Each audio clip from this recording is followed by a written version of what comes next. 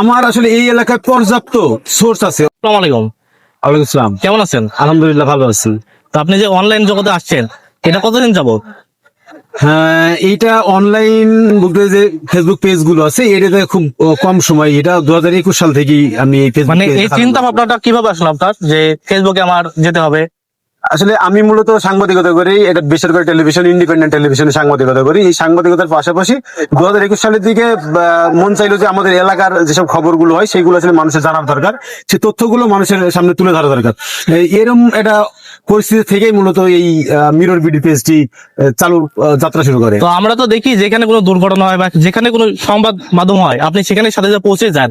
মানে এটা কি কাকতালীয় ভাবে নাকি সেখান থেকে আপনাকে ফোন দেওয়া হয়? না, আমার আসলে এই এলাকায় পর্যাপ্ত সোর্স আছে, অর্থাৎ তথ্য দেওয়ার মতো বা খবর দেওয়ার মতো অসংখ্য ভালোবাসার মানুষ আছে, শুভাকাঙ্ক্ষী আছে, যারা কোনো ঘটনা ঘটলেই খুব দ্রুততম সময়ের মধ্যে আসলে এই তথ্যটা আমার পর্যন্ত পৌঁছে যায়। এবং আমিও চেষ্টা করি যত দ্রুত সম্ভব সেই ঘটনাস্থলে যাই এবং সেখান থেকে যে সংবাদ বা তথ্য সংগ্রহ করি সেটি আসলে সবাইকে জানানোর জন্য পোস্ট করি।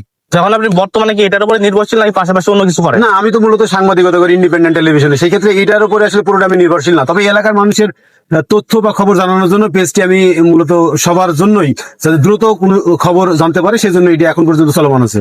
তো আপনি তো এই যে খবর মাধ্যম প্রকাশ করেন, মানে মানুষের মাঝে ছড়িয়ে দেন, তো এটার জন্য তো আপনার জানেন অনেক সময় ঝুঁকি পাওয়ার একটা সম্ভাবনা ছিল, সেটা নাকি?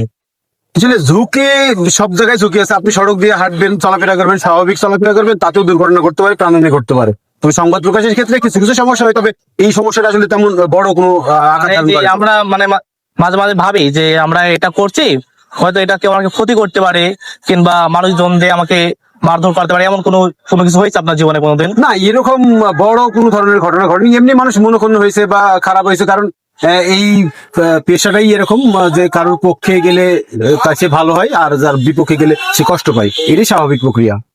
তো শুনলেন, তিনি আমাদের মধ্যে জনপ্রিয় একজন মুখ, মিরর বিডি।